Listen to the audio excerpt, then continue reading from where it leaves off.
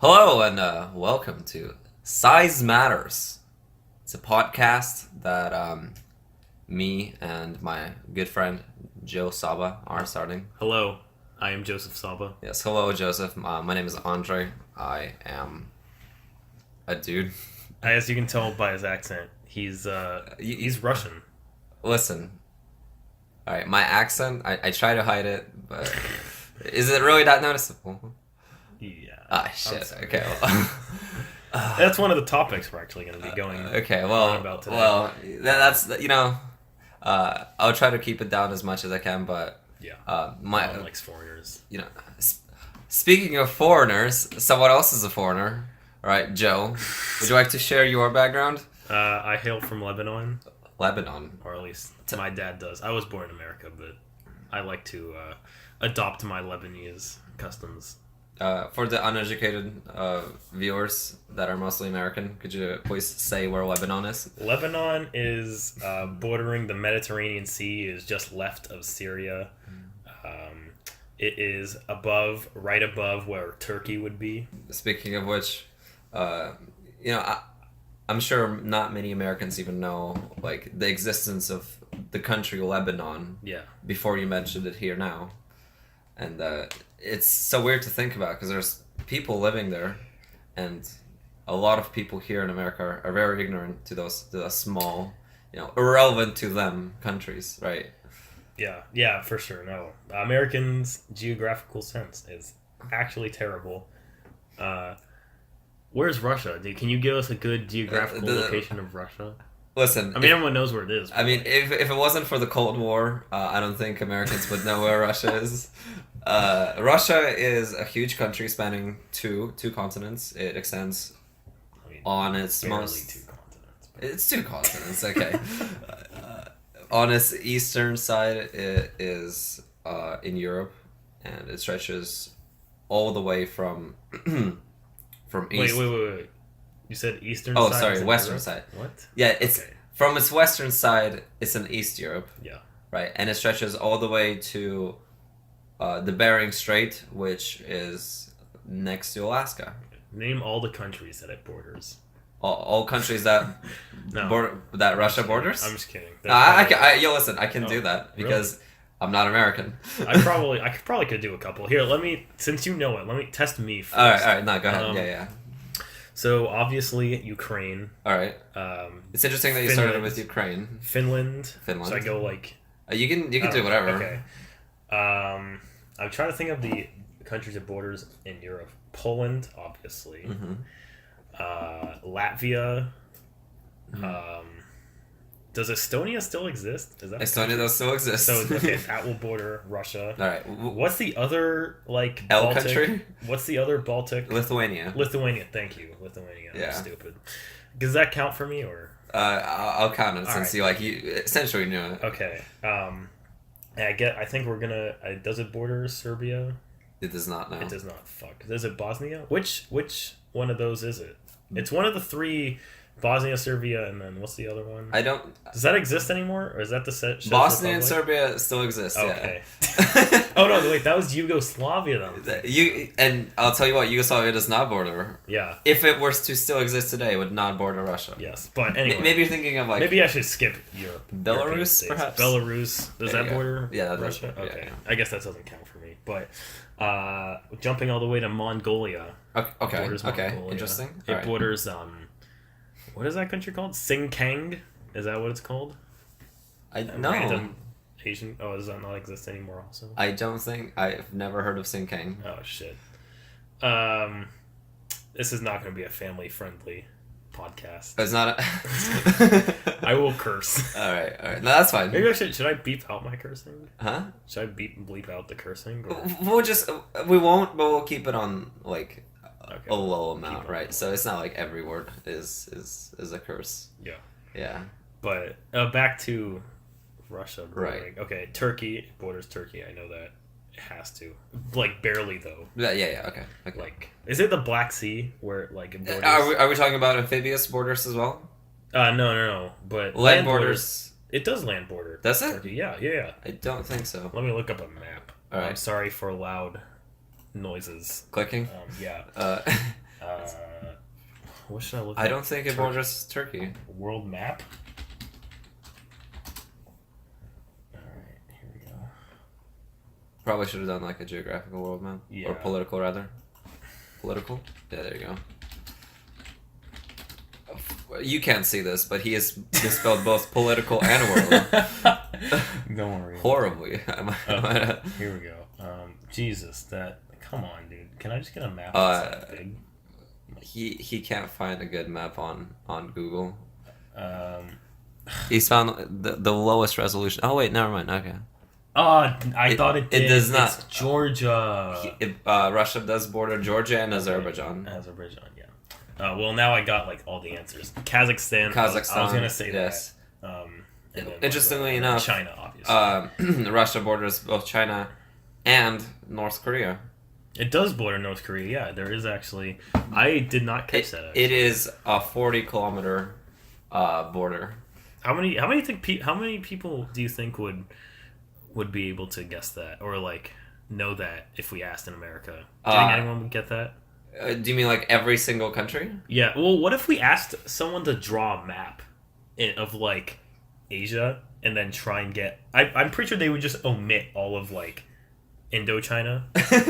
Like that wouldn't even exist for them. They would have a big blob that says China, a big blob that says Russia, probably a big blob that says North Korea because North Korea. It wasn't like in the news. Japan would be somewhere like way over, right next to America. Yeah. And then, I mean, maybe India, and maybe they'll have like a big thing for Saudi Arabia, and then like they'll put ISIS, ISIS, like all the countries that we were at war with for like the past 20 years. And then they throw like a bunch of African countries there. Yeah. Do you think they'd get the Scandinavian region? Very little. I think very little. And if you want to talk about like people that can name every single country that borders Russia, it would be less than 1%. I am sure of it. Yeah. I don't think even like maybe Russians that have been here for a while. It's like aren't those countries like constantly changing? Oh, Russia doesn't border Lithuania. It does not. It does not. It doesn't border Lithuania. And it doesn't border Poland. I'm actually stupid. Wait, okay. All right. Maybe you're thinking of USSR? I probably was thinking of the USSR. I played way too much Hearts of Iron 4. Hearts of Iron. Remember when Russia owned that? Yeah, Russia used to be big. Yeah, well, the USSR used to be big. Russian Empire before the USSR was even bigger. That's true. It stretched all the way to... That was World War One, right? Yeah. It had like pretty much... Before World War One, it had like a lot of things. It had some of the Middle East also, right? Yeah, it was stretched. It had Afghanistan. It was bordering Iran. It stretched into Poland. Yeah, actually, I want to segue this real quick into another, just a really quick topic, quick.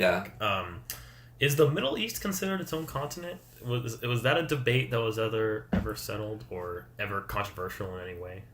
I have not heard of that. I know that the Middle East is like a political region more than it is geographical. That's true, yeah. You can argue the same for Europe, however. There's no...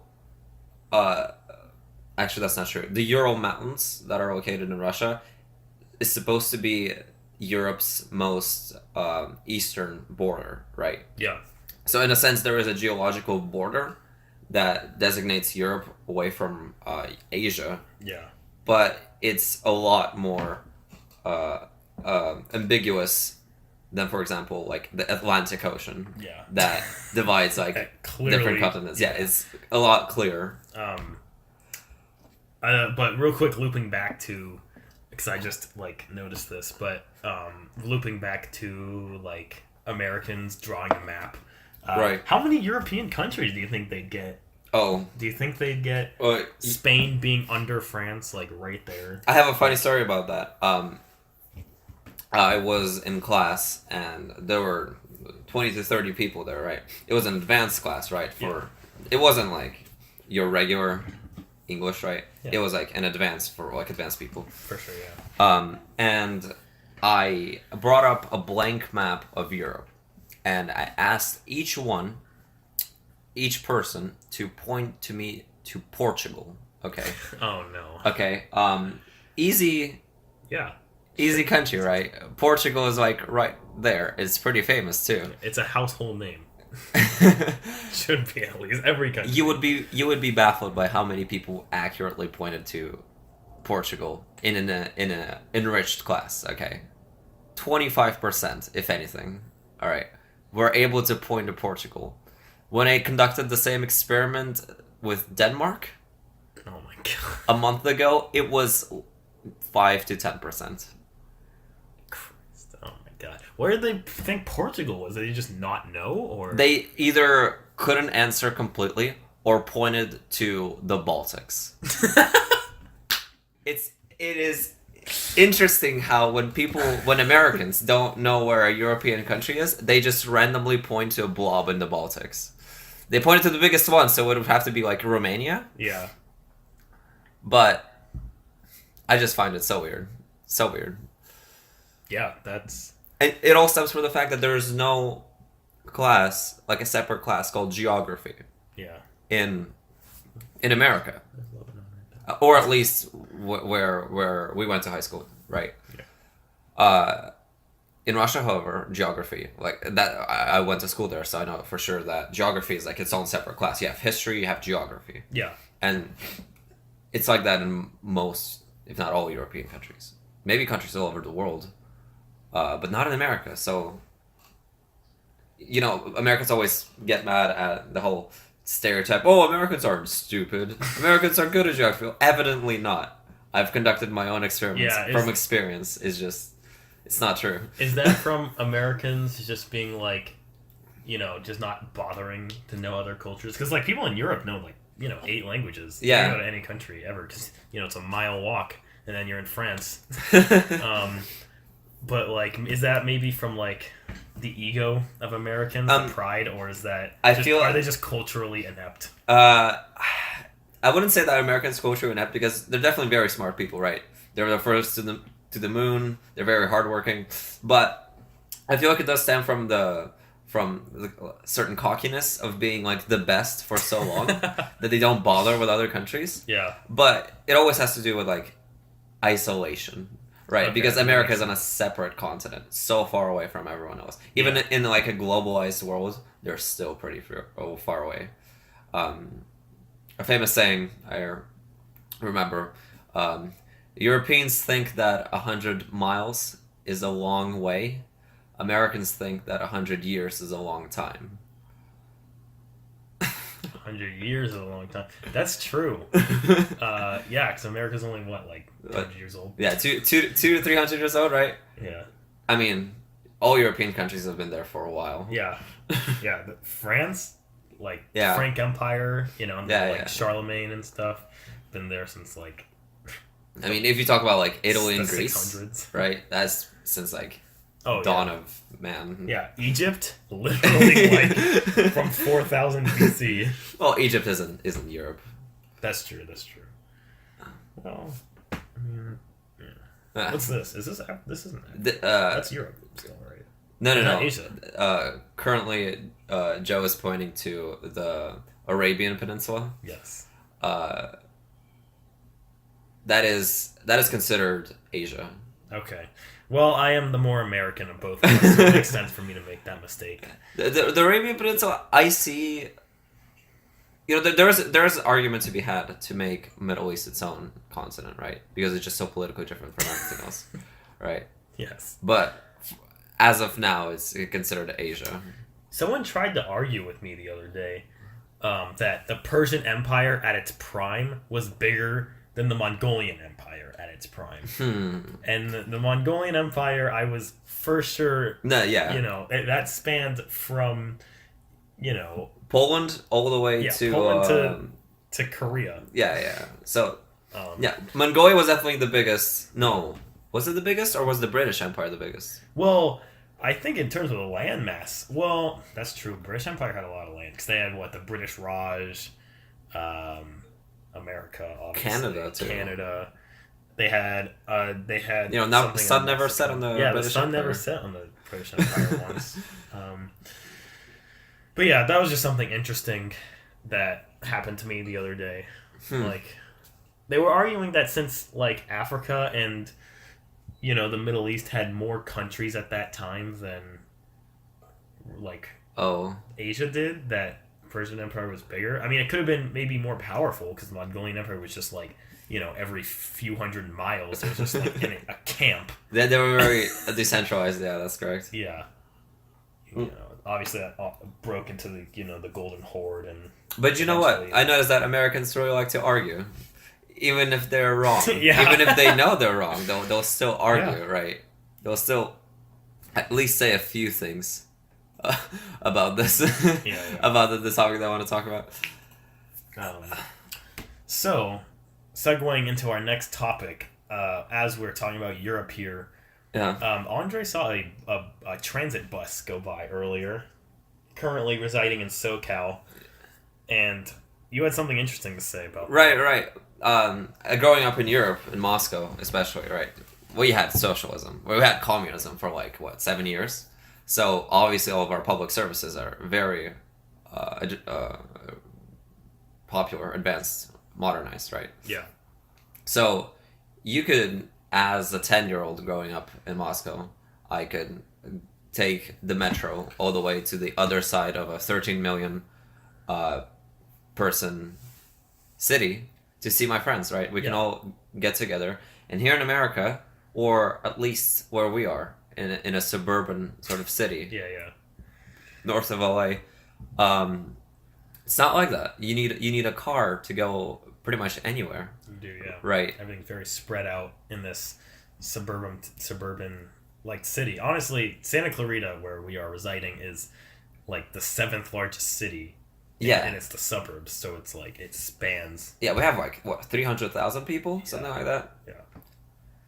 I don't know.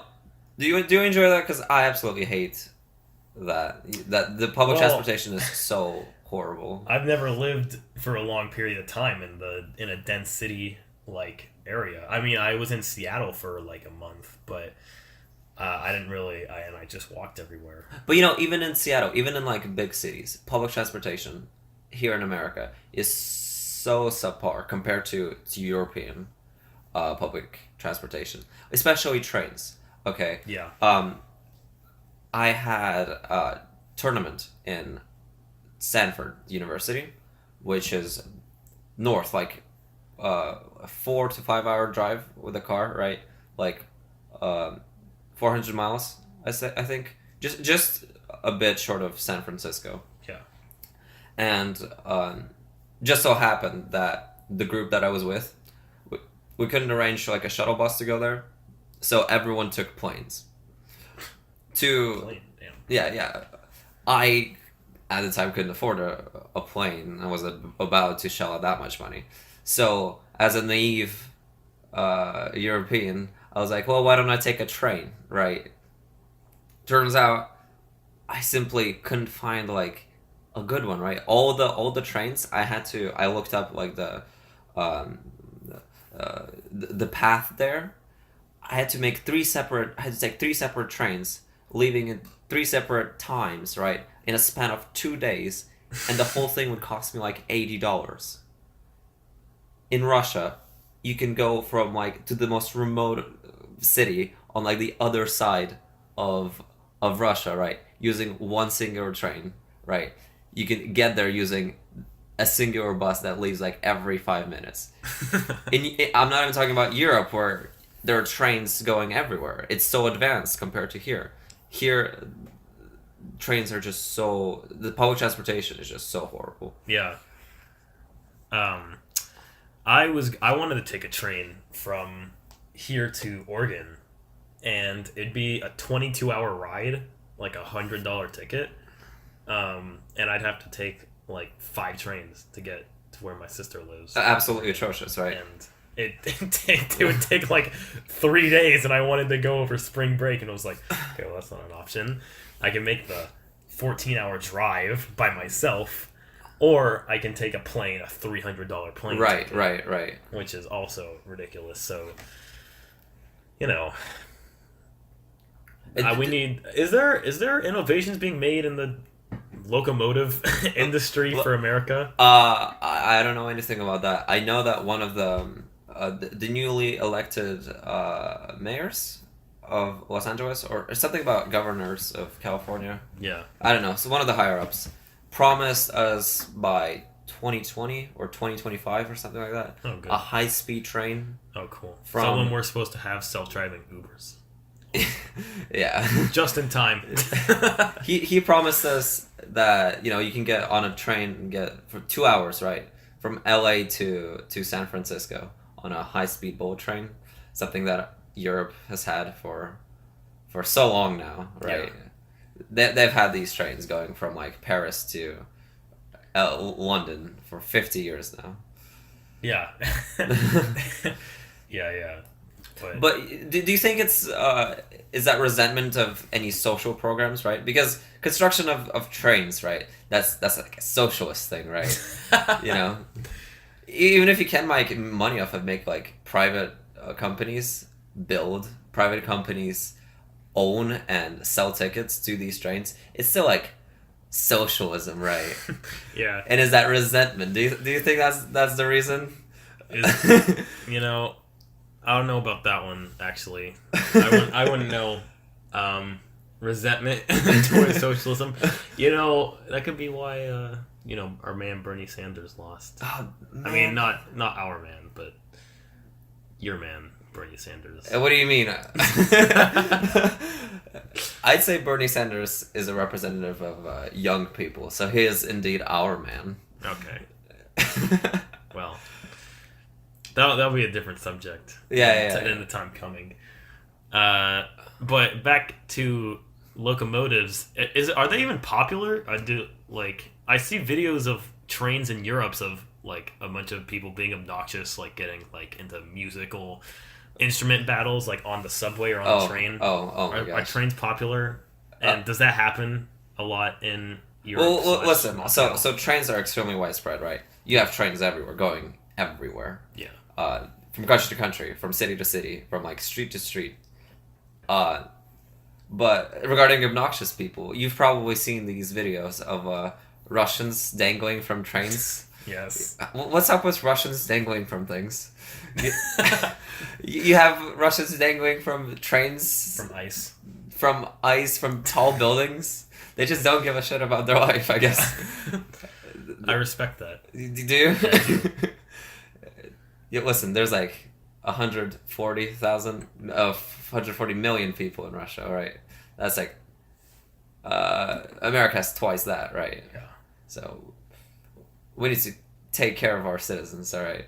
We can't have them dangling from buildings and from trains. But back to obnoxious people. Philadelphia Eagles recently won the Super Bowl versus the New England Patriots. Uh-huh. And I've looked at videos and Twitter feeds, of just super obnoxious Eagles fans, like driving their dune buggies up the steps of the Empire State Building and just doing these random ass stuff in trains. And one guy almost died from getting run over by a train. And what's up with these obnoxious? Is there a stark contrast? Like between obnoxious people in America and obnoxious people between, Europe or Russia. I have a friend in Philadelphia, and he talks about how people from Philly, right? They'll riot and break cars, and just cause a lot of mayhem, regardless if their team will win or lose. Over the dumbest things. Yeah, they're just crazy over there, apparently. Okay. American tourists tend to be like really obnoxious in that sense. Yeah. They like the norm here is like obnoxious for Europe and that those type of settings. Not many countries enjoy having American tourists because they're so disrespectful to the culture of that country. Yeah. A stark example is Logan Paul, right? Oh my god. For those of you who don't know, we're getting topical here. Yeah. Well, I think we're a little late. I mean, it's still pretty topical, right? Okay, yeah. Logan Paul is a YouTuber with like 15 million subscribers or something like that. Something crazy. He makes daily vlogs. He's like one of those like cancerous YouTubers, right? Clearly, we have no opinions here. He goes over to Japan, right, into the famous suicide forests, and lo and behold, he finds a person committed suicide in a suicide forest. I don't know what he expected from that sense, but he filmed it. He laughed about it with his friends. He posted it on YouTube. Yeah. A lot of people are saying, "Well, Logan Paul, he's a dick," you know? I'd say that what he did is pretty standard for an American tourist. Like, yeah. Maybe it's going to an extreme, but you just have so many American tourists, and I know this from experience, that are just so not discriminatory, but they look down upon like other people because they see them as inferior. It's just that's what it is. They just see other cultures, other countries as just inferior to the God Almighty. You know, USA #1. Yeah. God bless America. God bless America. All right. Well, you know what America is not doing well in? What? The Winter Olympics. The Winter Olympics? Oh man. We got Norway, I believe, sitting pretty in first place. Yeah. With oh, actually, Canada. Would you say that it should be counted by the total amount of medals, or by how many golds do you have? I think the total amount of medals is pretty important. Do you think so? Gold medals, having the best athlete in something is also important. If we're talking about gold medals, then the U.S. is tied for third place. Yeah. Well, see, if you count gold medals, then you also have to count like silver and bronze. So it seems like Canada has 3 golds and 4 silvers, while America only has 3 golds and 1 silver, which would put Canada above America in that sense. So yeah, you'd break ties by the by medals. The next preceding medal.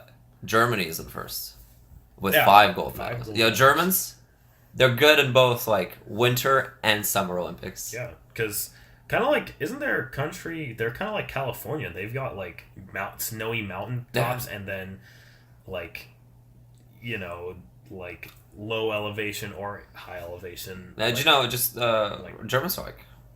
Are they just? They're good at everything. Superior species. The superior species. Oh.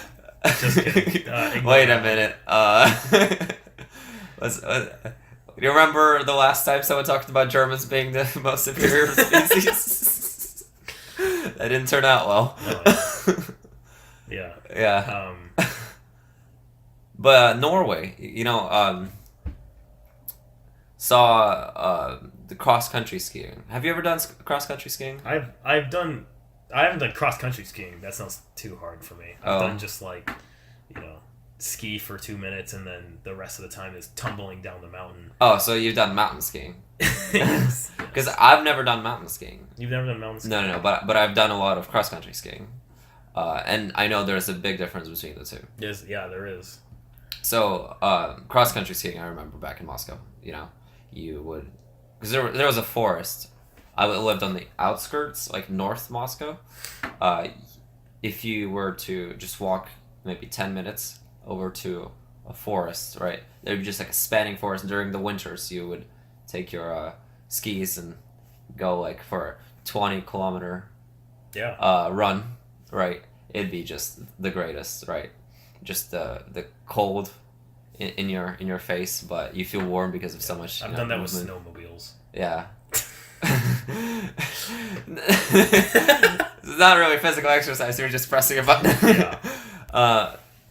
But back to the topic. The Norwegian guy, saw a video of him right at the beginning of the race. He tumbled down, got trampled over, essentially, ended up in last place of this race. And then he had to, after the whole trampling thing, had to do the race for 40 more kilometers. In the end, though, got first, right? Yeah. Golden medal for Norway. Absolutely amazing. The amount of physical strength that it would take for that to happen is just... Can you have me my hat? Your hat? Yeah, it's on the door. Oh, here you go. Thank you. Do you know... I'm self-conscious about my hair. Your hair looks great, in my opinion, Joe. Well, okay, I'll keep this. I mean, Joe has this flowing curly hair, just amazing, absolutely. Maybe I'll put a picture of it. Oh wait, this is not a podcast. It is a podcast, no pictures, unfortunately. Yeah. Hey, maybe if you want, we can make a blog later. Just for the hair. I had a haircut, dude. Okay, but so Norwegians, superior Winter Olympics are superior. Well, isn't superior Scandinavians? I was superior Scandinavians. I don't want to move to Denmark. Isn't Denmark implementing some sort of socialist like wage thing where you just you get paid like a specific amount and you just sit at home and contribute to to the society with whatever you do. Very well might be. Scandinavians have quietly but progressively just became completely socialist. Yeah. You should see it. Like the amount of socialism that there is in the Scandinavian countries is rivaling like early USSR. There's there was no famine. There's no okay. There was no violent revolution, and they have no violent dictator or right. But the policies there are just so socialist. Yeah, right? It's amazing to me how these conservatives in America aren't like making a new enemy. Yeah, going apeshit essentially. Demonizing Denmark. And you know why they're not doing that? They simply don't know. Yeah. They don't know. They don't know that it exists. They don't know about these policies, let alone where like Denmark is. Yeah. Yeah. But you know what? We wouldn't mind some socialist policies here in America, in my opinion. Start with trains, public transportation. Yeah. How about that? Start with abolishing capitalism.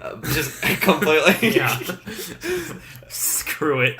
Just scrap it. It didn't work out. Dude. We won't need like a revolution or anything. I'm sure Americans will be on board for giving up their paychecks.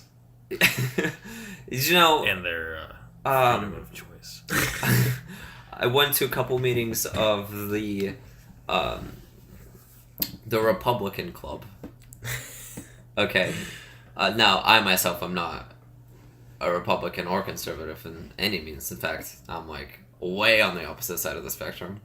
But the reason I went to the Republican Young Conservative Club. Young Conservative. Yeah, that's what it was called. The Young Conservative meeting. I just wanted to have fun. I just came there to laugh at see what the other side is saying. Yeah. And just I've never not agreed with someone so much, right? They were talking about how raising wages is bad because that's liberal. They talked about how taking guns away. Were they just being super partisan? Like they were just bashing whatever Democrats said, or honestly, to me, it felt like that, right? It happened right after the shooting, the Las Vegas shooting, where a lot of people died, where the guy was in the hotel. Oh, yeah. Yeah. And I come to the Conservative Club meeting right after because I just wanted to see what they're saying because they're all about, their Second Amendment stuff. In the club, you had people raising hands and talking about how they've been personally affected by the shooting, right? Someone's cousin was a nurse helping people that were shot in Las Vegas during that time. Others had like their mom literally in the concert, right? Making it out alive, right? But talking about how scared they were, right? But by the end of the meeting, they all agreed that guns are good and there should be no reform. They were like, how else are we going to protect our civil liberties?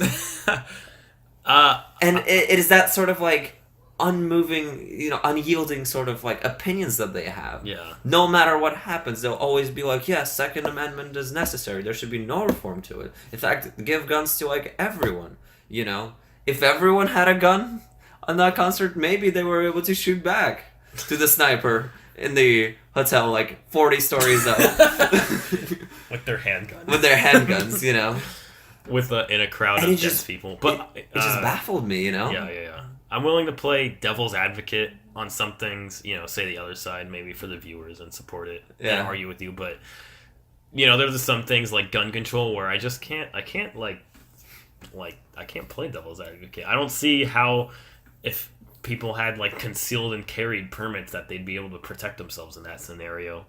Maybe in other scenarios, like if you were on a college campus and a school shooter came and then, you know, wasn't in one of the dorms 4 stories up, but maybe just in the middle of the quad for some reason, and then you can just like shoot him.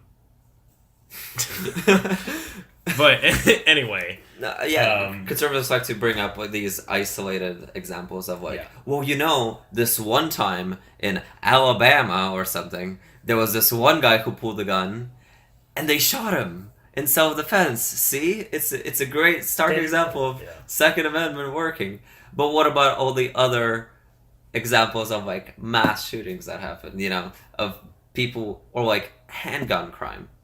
Can you blame that on it being? Is that because everyone has access to a gun, or is it just because it's easy to get a gun? It's so much easier to get a gun here in America than in other countries. Baffling easy, right? Here in California, you need certain permits, right? But in states like in southern states, all it takes is like you apply, and you just get one. You know. Yeah, if you're a cop, you get one on that. They do.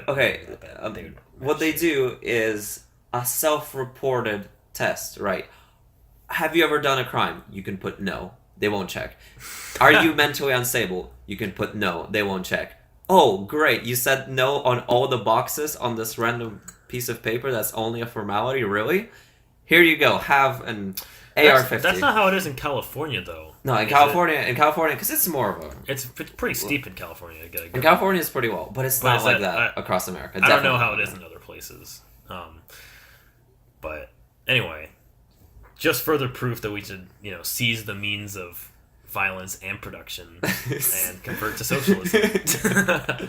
Well, but just without the famine part, I think would be nice. That so often happens with socialism. Yeah, like Mao's Communist China. Yeah. Famine. Listen, Karl Marx talked about, like, a violent revolution. There's no other way to reach communism apart from a violent revolution.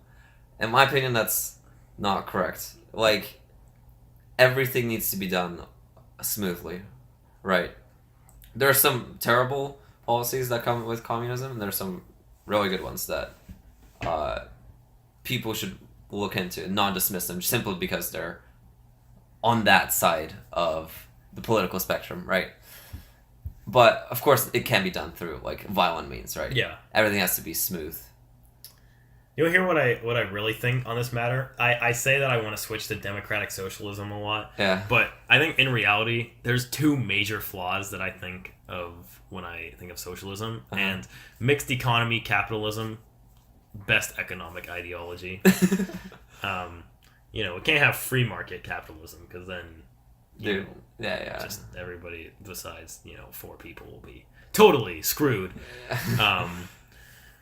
But yeah, I think though another aspect of unreasonable capitalism, trademarks. Oh yeah, Subway tried to trademark the term footlong, which I found kind of comical. I was like, you can own the term footlong and then like, because what was their slogan? It was $5 footlong.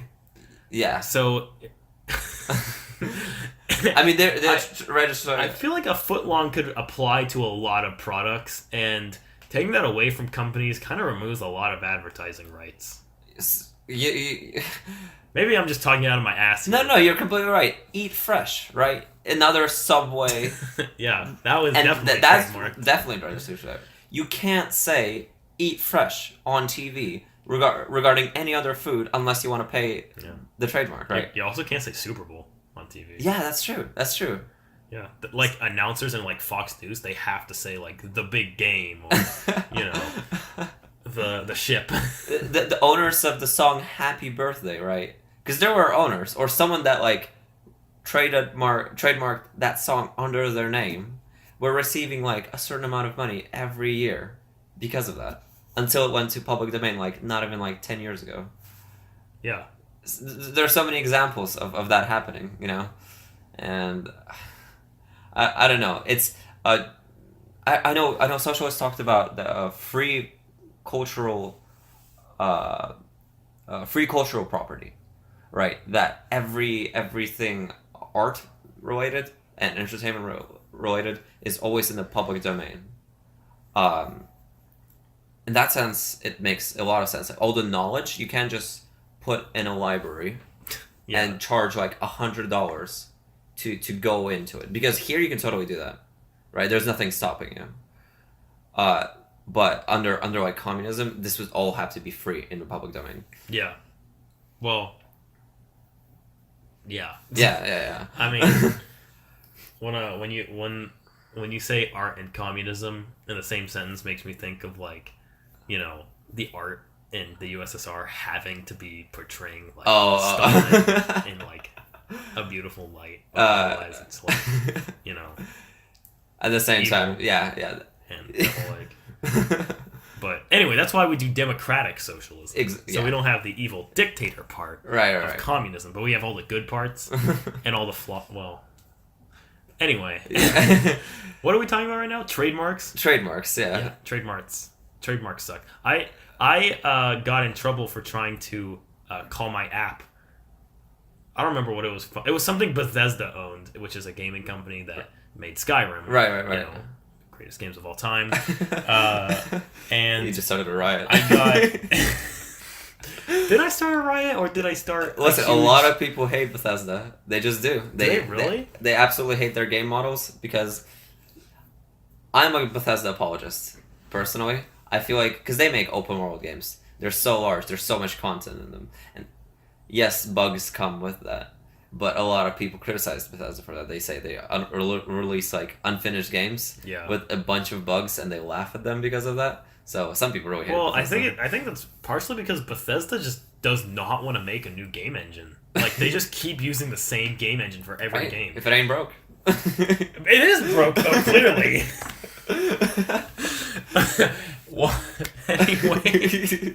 Sorry. But I got a letter from Bethesda. You did? Yes. Over a lawsuit. They said they're going to take me to court. Holy shit. And they just copyright struck my website and like my YouTube video about my app that I was creating. I think it was like I did like Fallout in the same sentence because Bethesda owns Fallout. Yes. And that's a trademark term, and I couldn't make something. And it didn't have anything to do with Fallout. It was like a tower defense game. It was like something easily codable, you know, in freaking code.org. It was Fallout themed? It wasn't Fallout themed. Oh, you just had the name Fallout? Yeah, it had nothing to do with Fallout. I don't even think it was part of the same word. Oh. But I got, like, whatever. It's just, trademarks can get a little too strict, in my opinion. Yeah, wow. And I think we should crazy. Trademark Valentine's Day. Was that a smooth segue? That's pretty good. Yeah, Valentine's Day is coming up in 2 days. Is it Thursday then? It's Thursday. Wait, is it Thursday? Yeah, it's Tuesday, so it's Thursday. What are your plans, Joe? Thursday? I have a date Thursday. Do you actually? I do, yeah. Wow, I do have a date. Who's the lucky girl? Well, maybe I'll tell you later. Well, I did not know you have. It's the second date with this girl. Ooh. And I didn't know that fell on Valentine's Day actually when I made it, so maybe I should like make a move or something. Oh, do you know what? Maybe be extra romantic. Maybe visit Spencer's beforehand, get some kinky. Ooh. I'm just kidding, everybody. Joe, I did not know you're so suave. Oh yeah, for sure, dude. But did you know what? These holidays, right? Like Valentine's Day, they're an integral part of the United States economy. Looping back to capitalism, we passed by C's Candy today, and it was what 9:30 or 10 a.m. Yeah. And it was the line was almost out the door. from so many candies being bought, I would assume.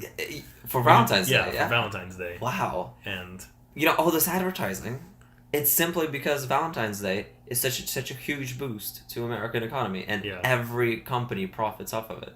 Especially like the ones that specialize. Yeah. In that sense, like gifts, flowers, food. yeah. Who does that squander? Andre, does that squander the working class, the waiters, not getting their tips? Do you know what? Tips. What a fucking transition of my life. We have a list of bullet points of things we want to talk about, and we're just trying to make the smoothest segues. Joe, you're actually like so smooth about this. Oh yeah. Oh man. Let's talk about tips. Okay, maybe we should cut that whole part out. But anyway, tips. In America, tips are so weird, right? They're to Americans, they would be normal, right? You go to a restaurant, you give a $20, 20% tip regardless, right? You can give more if you want, or something like that. In Europe, it's completely different. You give a 10% tip at most, not at most, but like 10% is like reasonable. Most people give 10%, and only if your service was like exceptional. Yeah. Okay.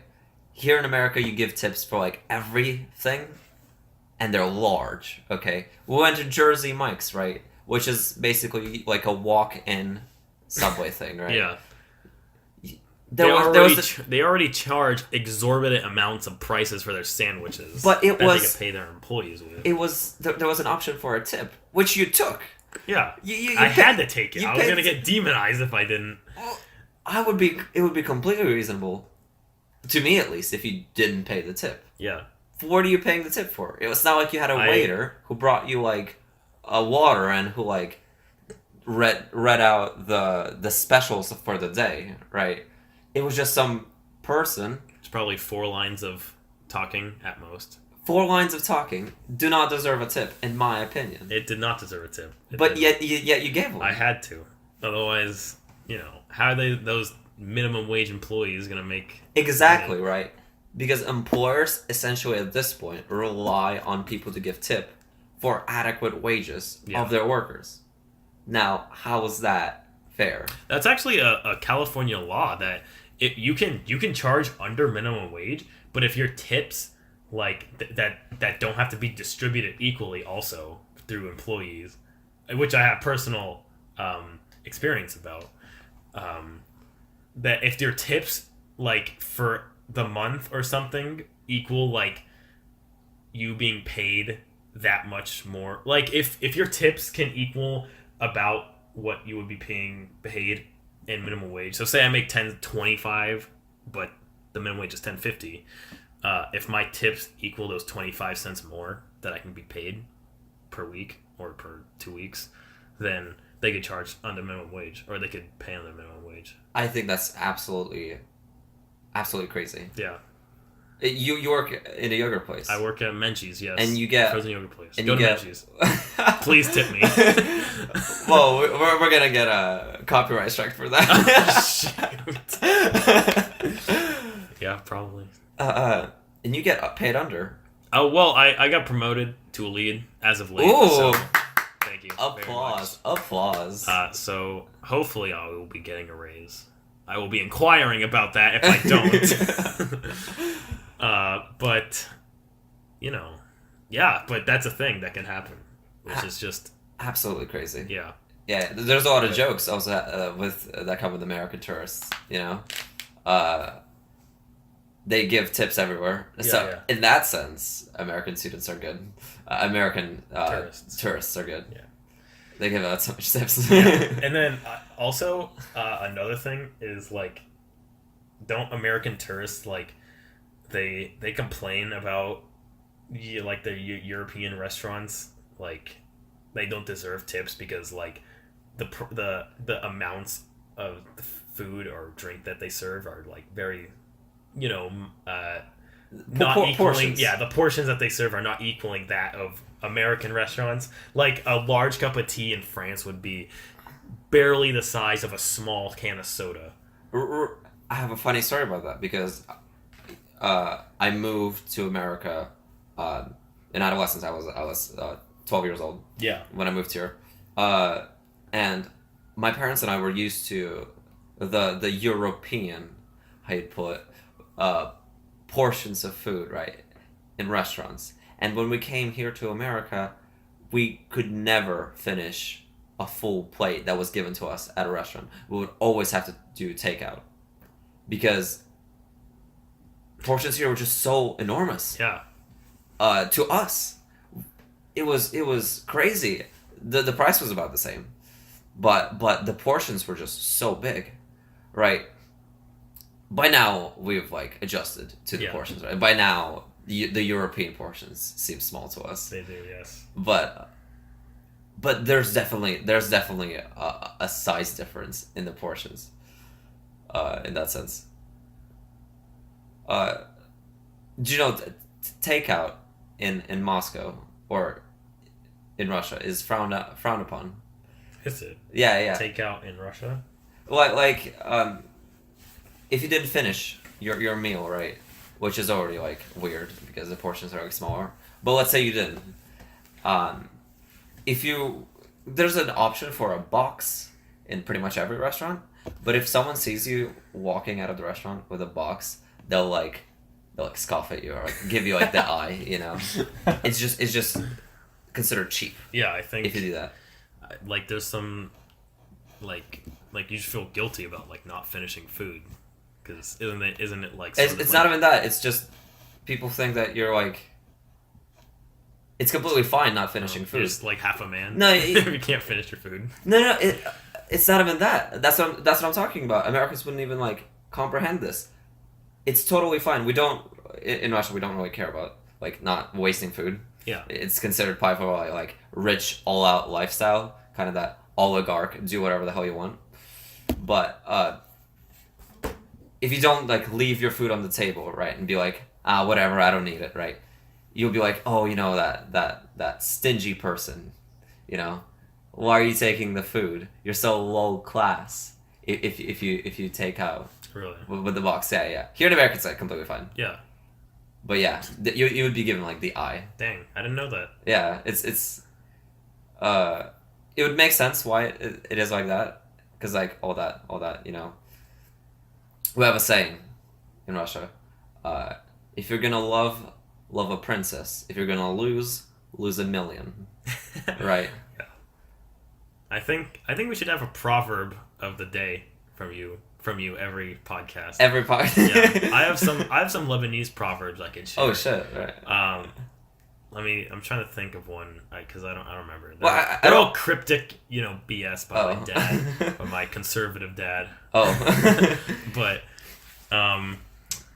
geez. Well, you know, it's hard to think of these on top of your head because I can't think of any, right? I just come up with them if they're relevant, you know. Yeah. So if they're relevant, go ahead. Yeah, if they're relevant, if I think of a relevant proverb, I will definitely not be afraid to share it. Yeah. Do you know, speaking of conservative parents, you know, for example, my parents don't believe in climate change. You know, don't believe in climate change. I like when people say that, like. How do you not believe in climate change? You could literally see it happening, like, through satellite pictures. If you just go to Alaska and look at a mountaintop, is there snow on there? No. 10 years ago, or, well, rather, like, 100 years ago, that was all snow. There's, like, snow everywhere. The frickin', you know, seas and lakes weren't overflowing, and Castaic Lake is, like, dead now, you know. Anyway, no, but clearly I'm not passionate about this subject. But at the same time, just last week it was like cold or something. And my dad goes like, "Climate change, global warming. How come it's cold outside?" Trump tweeted about that one time, and I was laughing so hard. It was like something to effect of, "Oh, New York is having like one of its coldest like winters ever, or rainiest winters ever." And then he's like, "Where's some of that climate change we could be, or that global warming we could be using?" Hoax. And exclamation and capital letters and stuff. But anyway, back to climate change. I mean, we were on climate change, but climate change is something that, like, for example, my mom is very passionate about ignoring or just calling it a hoax. Oh. It's kind of ridiculous that she votes Democratic most of the times, but if a Democrat has, like, strong views supporting climate change, then she just won't vote for them. Wow. I don't know why it's such an important issue for her. Like, it's just a deal breaker. Interesting. Like a profound hate for climate change. Yeah. And then does she work for an oil company or something? No, she's a personal trainer, a nutritionist, and I don't understand. That's like the opposite. Yeah. I don't understand. And then, like, I tell her, like, yeah, climate change is the reason we can't get healthy-ass crops anymore. And then she's like, what are you talking about, Joe? Climate change isn't real. Wow. Then, yeah, it's something that a lot of people... Oh god, there's gonna be some nice sound effects here. Sorry. Andre is fiddling with our microphone. You have to fix it at some point. Yeah. We can just set this up. Wow, we're about to hit the hour mark. That's crazy. Yeah, we talked a lot, huh? We did. I don't remember what we went over, but I'm sure it was very quality. What is the point of this podcast? What do we think is, like, what's our reason for making it? I think it's to open up, to expand the points of view of our viewers, right? All right. Our whole thing is that we're looking at the world from a different perspective, right? Not just like your normal, like, American thing, right? Yeah. But something that here in America people lack is different points of view. They're always so one-sided, and they always think that there's two sides to one story, good or bad, right? Like a bad guy or good guy, superhero versus supervillain, or a Democrat versus Republican, right? Two-party system. Yeah. But there's a lot more points of view to, like, every story. Yeah. So we are going for, like, the serious note, because. Hey, but it doesn't mean we. A lot of podcasts that do these. There's a lot of podcasts that do these kinds of things, but just, like, they're just, like, their pure point is, like, satire. Yeah. But, so, alright. I'll keep that in mind. For our next topic, which is extremely serious. Bernie Sanders. Woo! Andre, my boy, dude. You can get hyped about this. I think the first thing we're going to talk about is why he lost in the primaries to Hillary Clinton, to crooked Hillary. Dude, crooked Hillary. Crooked Clinton, cover up by the FBI. Isn't it obvious, Joe? Can't we see it right before our eyes? Hillary Clinton rigged the primaries. No other way Bernie Sanders would have lost. It's this cheating, crooked lizard person. Yeah, isn't there like shoot. Nah, dude. Okay, listen. There's like things that have been said that, like, young people were, like, biased, or they were, like, omitted from the elections and stuff. A lot of people had supported Sanders because he lost by a lot of votes. Like, a lot of votes. Yeah. Like 3.6 million votes. It's literally the young voter problem. Okay. That's what it is. It's not rigging or anything. Young people support Bernie Sanders on social media and stuff, and the most they're willing to do is make a tweet about it. Yeah. Is social media like the new aspect, the new dynamic of leaders, or because charisma obviously is something that you need to possess to be a leader in especially a country like this, like America. Like, Donald Trump is like the what is the word for, my vocab is totally the magnum what is the other magnum opus? Yeah, the magnum opus, the poster child of America right now. Any president would be. But maybe that wasn't the right phrase, but